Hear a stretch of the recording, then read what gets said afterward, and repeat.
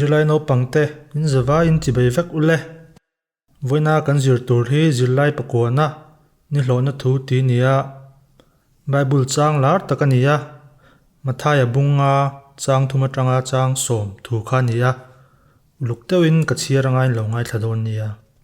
Rilrua re thei tu chu an enga thole. Vanram an ta ni siya. Lungai tu chu an enga thole. Thamuanin an lom don siya. Tu nuai rol tu chu an enga thole. Leihi an la ro chung don siya. Felna a ril drama tui hal tu chu an enga thole.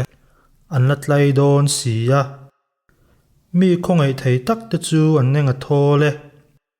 Khongai an la hlo don siya. Thinlunga thiang hlim tu chu an enga thole. Pathian an la mudon siya. Remna siam tu tu chu an enga thole. Pathian fa a voin an lom don siya. Felna vanga ti duda tuar nu tu chu an enga thole. Vanram an ta ni siya. Miri thei te, milungai te, heng zong zong hau hi. Pathian chuan, mangai ema, an tan, vana buat seya. Vanram ki an ta turani. Milungai ta chu pathianin alatlamuan tur thu min shila. Tu nuai rol tak te po. Leihi an la ro chung tur thu min shila. Ilchati fan ta chu an la lim tur thu, an la tlai tur thu min shila. Mi khongai na nga tak ta chu khongai an la ni ve tur thu min shila. Thinlunga thiang hlim thil sual ngai dua du ngai lo mi ta chu pathian mel an la mu tur thu min shila.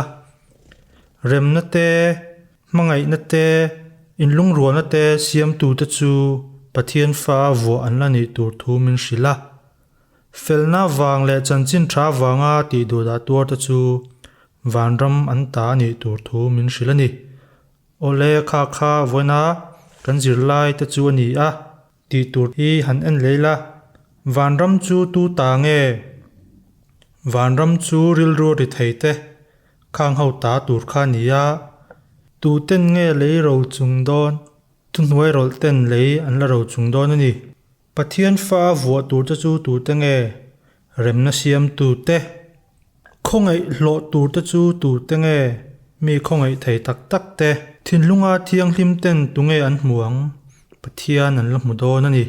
Ole khati zong kha voina kan zir ta chu ani